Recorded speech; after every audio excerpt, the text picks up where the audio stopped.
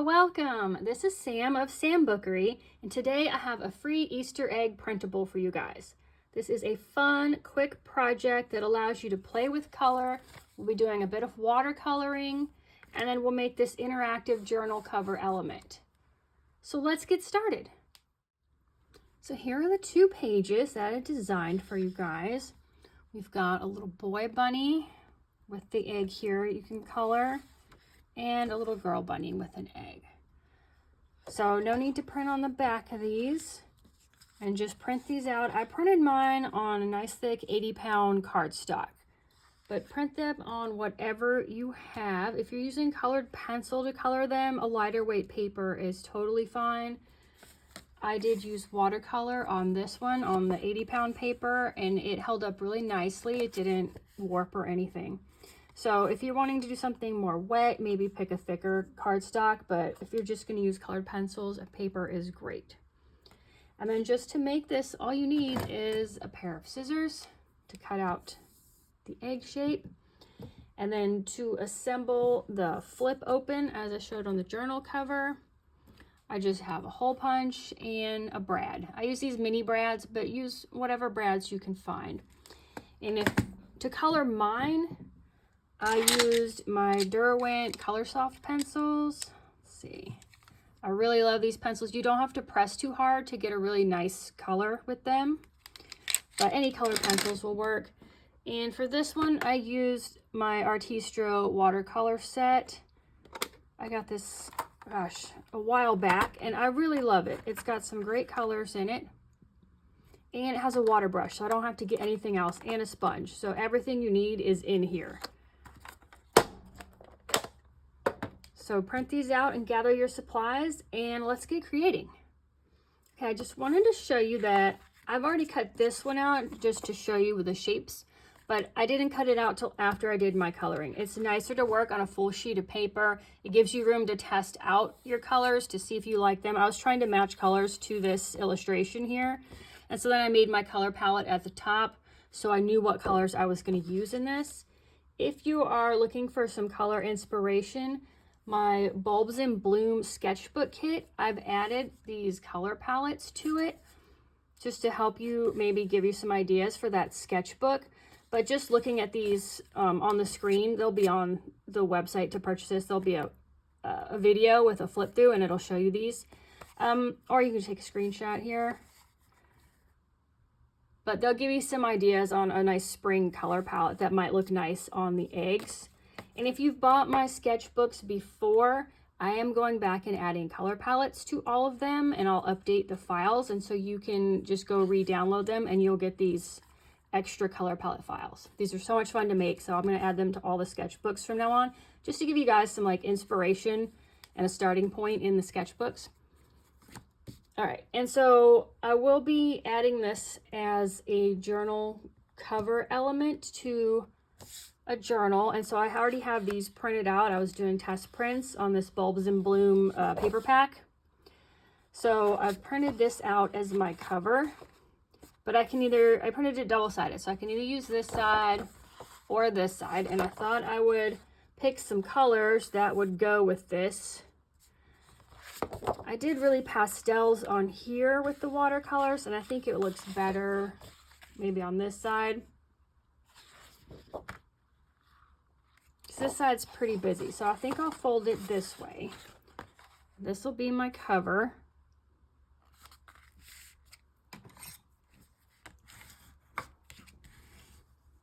And that'll help me pick out some colors. And let's see if I made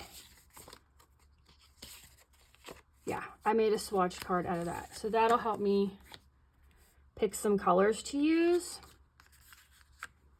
That'll look nice. So let's put these aside. And let's see, which one do I want to put on here? I think I'll do the girl bunny. I like the colors on her. I think are a little softer. I think it'll look nicer with this paper. Yeah. Let's pull out some watercolors. Now I won't have these exact colors in the watercolors, although this blush pink I think is perfect here. And I can probably use this apricot here, but I'll need to mix a couple of the colors. Having this swatch card in the set is really nice.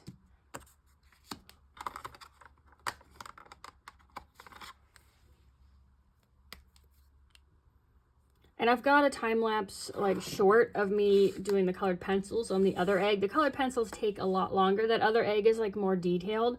This one, I didn't paint in every little tiny shape. I just gave it like an overall color pattern. And so it's really quick and easy to do. So I think I like a lighter color. I'll put this here as reference. Here and in the middle. And so I may pick this blush pink. Which one was that? This one here. You guys can see. These water brushes are great. You don't have to go get a separate cup of water.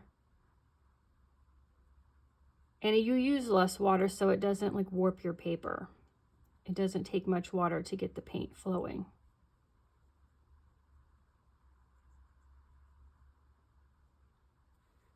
Okay, so if you guys want to paint with me, I will just paint this one. It doesn't take too long. I wasn't going to make you guys sit there and watch me do the colored pencils because that did take me like an hour or two. But it was so fun and relaxing. I love coloring. Sometimes you just don't want to think. You just want to play with color.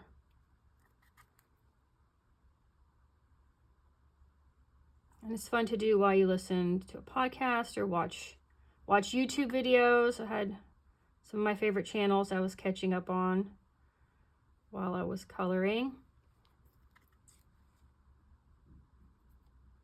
Some hobbies you really can't look up in the middle of doing something because you'll lose your place, especially like crochet if you're counting or knitting and you're counting your stitches.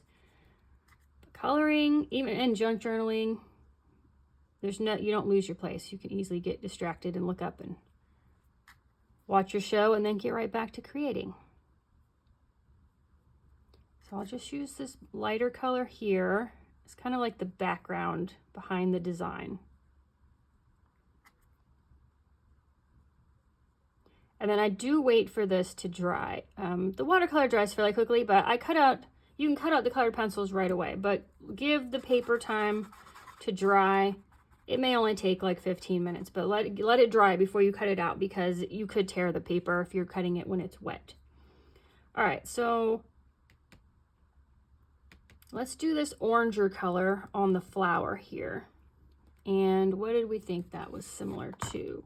Oh, the apricot here. So that is this one. Ooh, my paints are dirty. I've used this set a lot, and I never clean my brush in between paints. I like to get kind of a more natural color that's not just pure 100% the original hue. I like it to be a little muddied, but I almost couldn't find that color on here because it was so dirty. So let's just paint this in. I like these more like subdued colors. This one was more like bright pastel. This one's a little more earthy.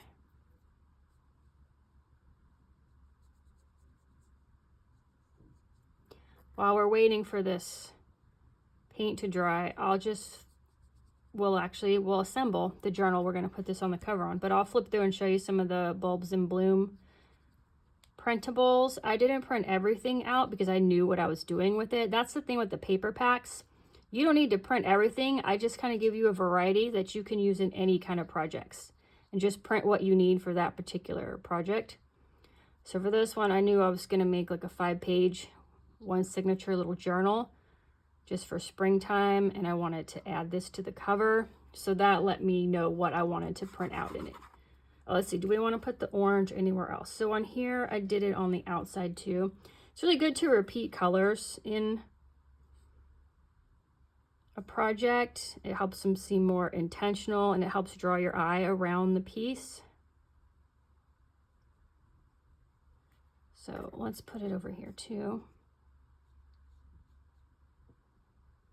And this pattern's it's not a tight pattern like the other one. It was very distinct outlined areas for coloring. This one's more kind of boho loose pattern, lots of extra swirls and dots, so it really lends itself to just doing like broad areas of color, not being so like detailed and specific. So a lot faster, a lot looser. And besides putting this on a journal cover, I thought these would be great for the covers of a card, like a greeting card. You don't even have to make it interactive if you don't want. You can, you know, put this on the cover or just use the bunny rabbits and don't color these and just put them on the cover. They're really cute. All right, we did our orange. Now we need like our secondary color. Let's do this kind of darker mauve. So let me see, how am I gonna get that? Ooh, this jam color is really pretty. So that is this color, but I need to tone it down a little bit. So let me show you. There's mixing wells up here in the lid, so I'm just filling it up with the jam color, which is like probably my favorite color in this set. But it's a little bright for what we're doing, so I'm just going to tone it down with a little bit of brown.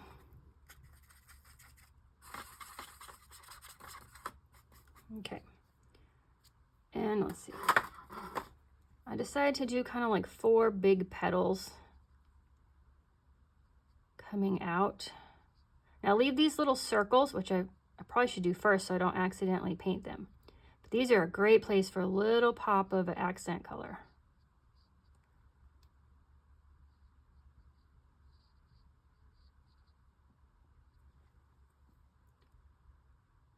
Yep.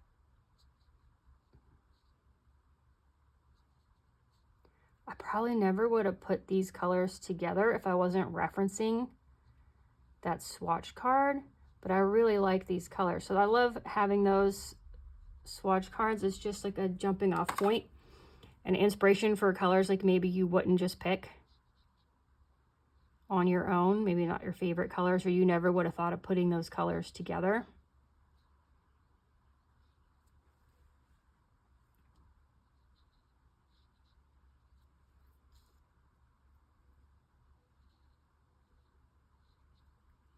And one more side. Oh, this is such a pretty like winey Merlot color. This is kind of a more sophisticated Easter egg than maybe. This definitely would be more like for an adult journal. I feel like this color scheme would be great for like a gift for the grandkids or something. This one's definitely more sophisticated. All right, let's do these 2, which I love, but I think it'll look really nice with these colors right here. All right, I'm sure you guys can tell if I missed anything, but I think I got it. And then I also have this color just on the very outside edges on this flower. And what's nice doing this before you cut it out, it doesn't matter if you just paint right off into the white, you're gonna cut that off. So that way you don't have to be super careful. Although there's a nice thick black outline, so there's a lot of room to get to the edge and not worry too much about making a mess.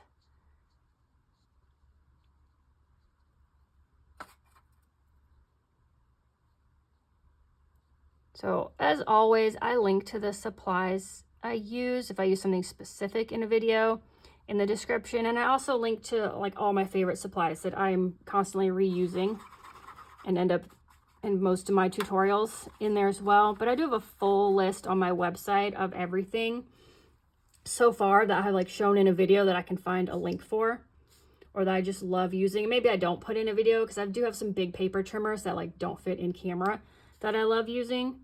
So I've got links to those as well if you're interested. All right, let's pick out, how many more colors do we need? We need this like green color for the dots and around the flower. So we'll pick a nice sage green. I like this moss green actually. So that one is this one. So I am an Amazon affiliate, so those, if I can find them on Amazon, those links will be affiliate links, which just means I might get a commission if you use them to purchase something. but it doesn't cost anything for you guys. And honestly, I think I've made $8 so far or something. You don't make a lot of money with those, but I use it mostly as a way to organize all my supplies in one place. I can have all my lists there so I can easily find. If someone asks me like what I used, it's super easy to go find it on my list and just shoot them a link.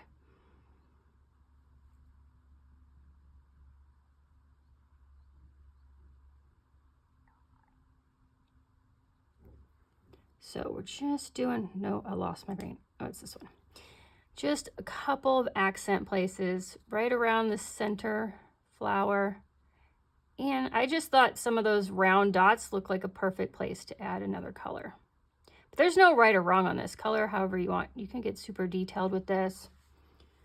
And the center, okay, I think that's it. We just need one more color. And yeah, this is kind of like a gray green, like really pale and a little bit cooler. So I think I'll take this green. And let's see. So if I mix a color, I try to get a lot of it on the brush and then off the brush so I can mix it. And then I add to it. And I think it's pretty close. Let me add a little bit of this warm gray here. And then just to get lighter colors in watercolor, just add more water. Let me make sure I didn't miss. Okay, you know, I missed doing the burgundy right here, so I'll just make sure I don't do it. But we'll add this one in here.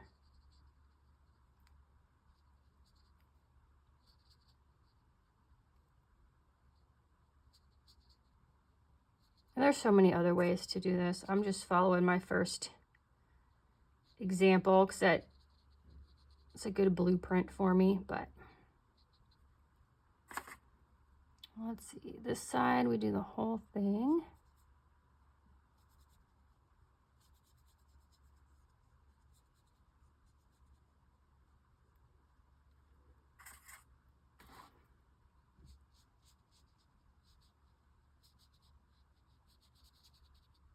So we never got too big on dyeing Easter eggs because I didn't want to eat eggs that were different colors. And we do like to have eggs. My daughter makes deviled eggs for Easter. But here in San Antonio, the tradition of cascarones, which are the dyed egg shells that are empty and filled with confetti inside. And so we go, I'm trying to see what color that should be. I'll do this. We go outside every year and we throw those cascarones and have the beautiful colored confetti everywhere. It's really pretty. But I tell you, I've seen all these YouTube videos of everyone dyeing junk journal papers with the Easter egg dyes, and I have like just had to hold myself back from going and picking up some of those dyes at the store because I have tons of other things I can dye paper with. I don't need more dye, but it's just so tempting. It's just a fun, quick project. And I don't know, I may hit the store up after Easter if they have any on clearance, pick some up because I love color and I love different ways of dyeing paper to use in journals. Okay, the center, start at the center. And I was going to do that in this really light gray green. It might not even show up too well, but you know, I think it looked better this color. Let's see if it'll sit on top. There we go. That looks better. Okay, and that was it. That took what? I don't know. A couple of minutes. And we're all painted and we're going to let that dry. So I will just set that aside while it dries. And let's make this journal so we can put that cute little Easter egg on the cover up. So here's the cover. And let's go through some of the pages. And then let's see, how do we want to fold these?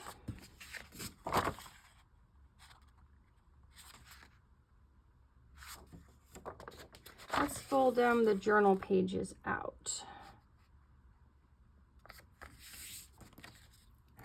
And I've just got a bone folder to set my creases. So I put 3 different of these lined journal pages in there.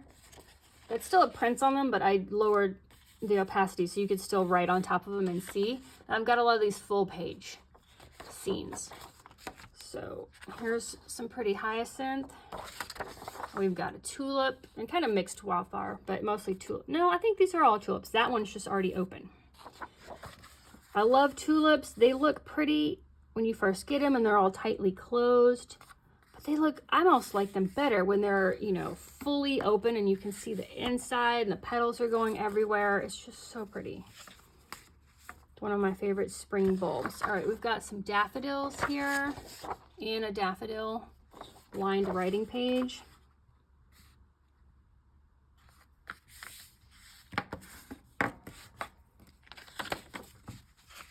And I think I did repeat. I don't know what I did. Let's see. Let's see what's on the back of this one. I wasn't sure what I was going to do. Yeah. And, oh, do I have more? Oh, I already did the daffodils once. Okay. And we've got, like, the tiger lilies. Really pretty lilies. Lilies are a great bulb flower, too. They smell so good. But, boy, if you get that pollen dropped on something, it totally stains. I've been wanting to do some paper dyeing with some. That would give me an excuse to buy whole bouquet of lilies. And there's another full, gosh, that's so pretty. And with the tulips on the back.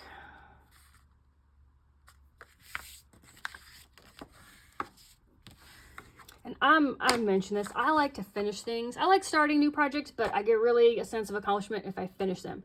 So making this like small journal with only 5 pages, super simple. I feel like I could fill this journal, right? It's not that big. It's not one of those like 420 page journals. Like I could finish this within the season of spring and feel like I'm accomplished something. I love making giant journals, but making something you can finish is also very satisfying.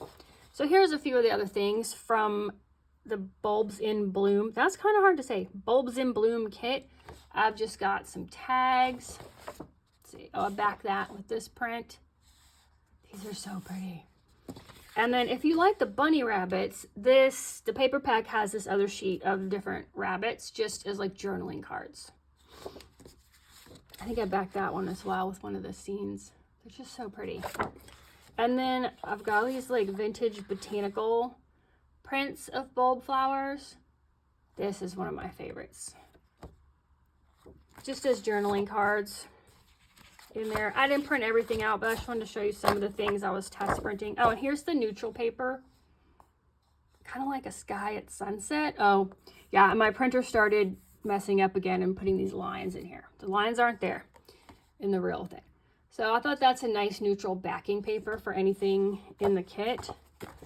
But this is it. We've already made our journal, and you guys know you only need a couple things to make a 3-hole pamphlet stitch journal. And let me grab those because did I grab them? I tried to start moving things over here so I don't have to keep going across the room to get them. So let's see. We've got 2 big clips. I like these giant paper clips. I bought these probably a Tuesday morning, which no longer exists, but most stores nowadays have giant paper clips. But any clip will work. You need something sharp like an awl, and you need a needle.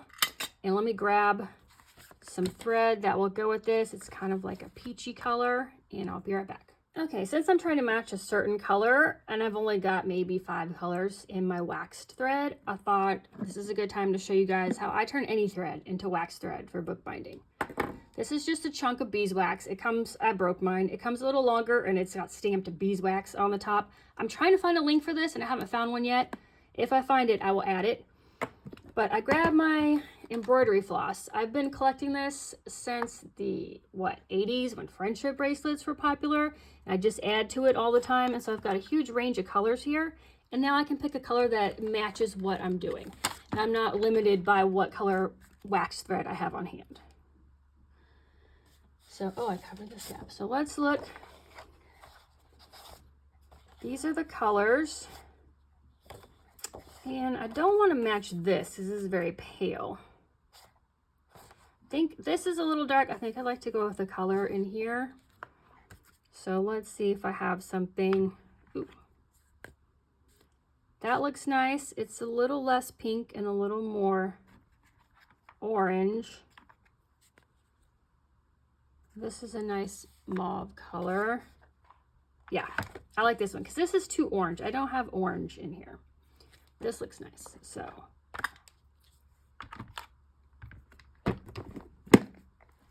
let's do this. And let's see, Easter and flowers. I'm trying to think if I have any charms or beads offhand that I want to tie on here. I probably will, since this is such a simple signature. Now, you know what? I'll probably put lace on this edge, but I will leave the strings on the inside, and I'll tie, I'm sure I have some kind of beads I can put on here. Don't know that I don't have any flower charms for some reason. So we're going to need 4 times the height of the journal if you want to have extra string to tie things on. And yeah, I don't keep track of the DMC numbers on my thread, so don't ask me if you're like, what color did you use? I have no idea. I immediately lose those little papers that come on there, and I never write the colors down because I'm not doing cross stitch. I don't need to match a color to a pattern or anything, so I don't save that info.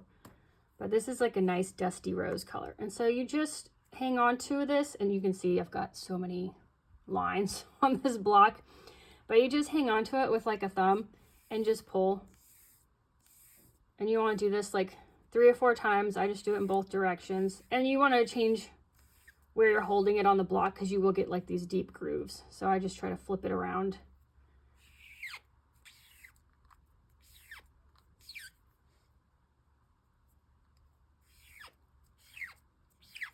That makes a fun noise. All right, and now you have waxed thread. So I've got my needle.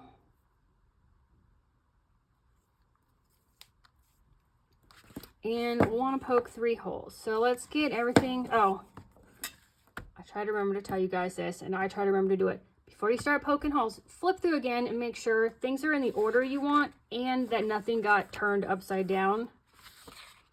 It's not likely to happen as much on small journals like this, but definitely on the big ones that you're working on for a while and you've got different papers, it never fails. Something will get turned upside down when you're making your stacks, and you won't realize it until you are all done binding it together, and then you see, oh no. And you know, a lot of times I'll just leave it. It's fine. You can just add another paper on top of it. But everything looks good here. Oh, let's see. I think I wanted to put the tiger lily because there's only one of him in between. So I've got daffodil, tulips, tiger lilies, daffodils, tulips. Yeah, I mean, all these scenes are pretty, but I like this one for the middle. I think that looks good. So there's my order. I'm gonna get them. When you're putting them together, you're wanting them tight here. So when you want them even, you know, top to bottom, but you're wanting them tight into this crease. So that's what you're looking for before you put the clips on. And there we go. And we just need 3 holes. You can totally measure and do the math if you want. I'm not particular, so I just squint. And I said, that looks about the middle. And I pushed it there. And then you don't want to get too close to the top because there's a risk of this tearing. So just maybe an inch down is fine. And an inch up. So 3-hole pamphlet. I want my strings to end on the inside, so that's where I start. I start on the inside and go out. And I want a nice long string. Makes it easier if you're adding beads or something to have a lot of string to work with, because at the end I still need to tie a knot, and so you need enough string left to get a good knot in there. So then you're going up to the top hole. On the inside, skip the middle hole. Just put this over to the side and go in the bottom hole. And then we're coming back in the top hole. This is where you want to be careful. Let's see. Kind of want to come in, but not split the threads that are already here. All right, so you've got your string that's already here.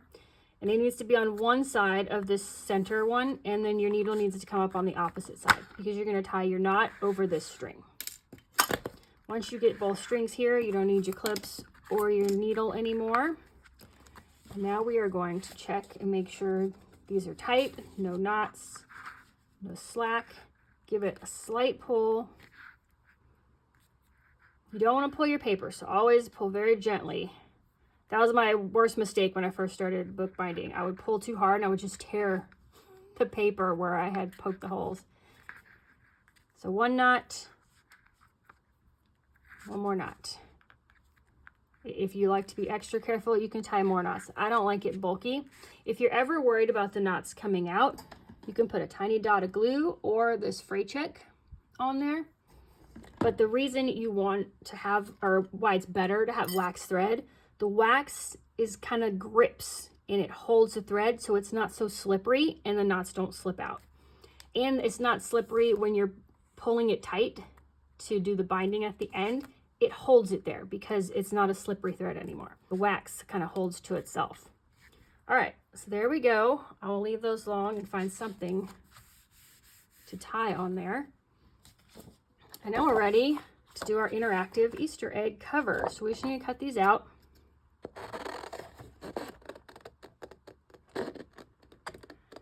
I'm not the biggest fan of cutting curved shapes, but using these serrated edge scissors, it's so nice.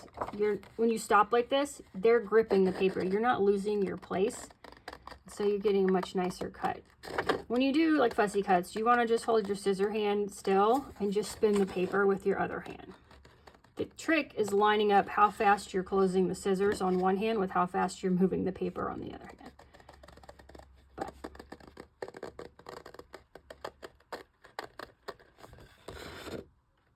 And I've used serrated scissors with my fabric for making appliques for quilting. And I've had them, and I saw these people were using them for paper, and I was like, oh, maybe I should try a pair before.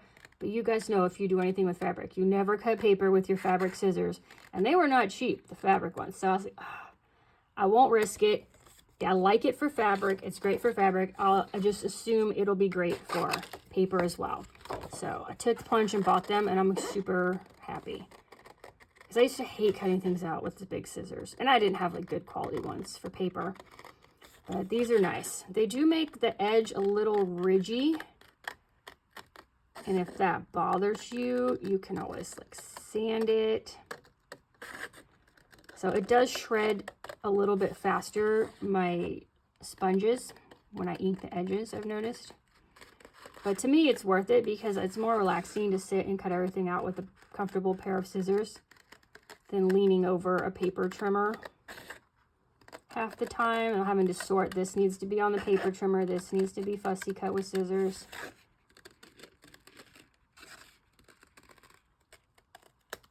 Okay, cut out. Just get rid of that. So another option, if you're not doing the project the way I am, is these are exactly the same shape. So you can glue them back to back and just make an interactive element, like a card to slip in a pocket in your journal and have it finished on both sides. You can just put this, if you had just some solid color cardstock, and you could just center this on it and make a card, because they are sized, if you wanted to do something smaller, like a half sheet, they will fit on that. But we are going to make these interactive. So you want to line them up kind of exactly. Grab a hole punch. Since I'm using a mini brad, I have this like mini hole punch. And just punch a hole through. All right, guys, I don't want to let go because I don't want my things to get misaligned. What color? I kind of like this copper color or this kind of deeper. You know, I always try to find reasons to use this copper color because I thought that's the color I'll never use. So if it happens to go, I'll just use it.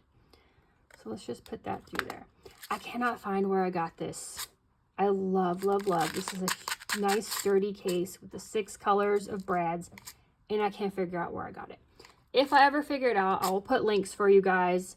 But these are just mini brads. And so I think if you just search for mini brads, and these have like slightly, there's like 3 kinds of heads for brads, like totally flat, really round, or like halfway in between, like slightly round. These are slightly round. Love them. I'm still, yeah, I have no idea. But if I find it, I will definitely link it. So we got our legs through. You just want to make sure they are not sticking outside the edge here, and that looks fine. So what I'm going to do is glue the back of this down.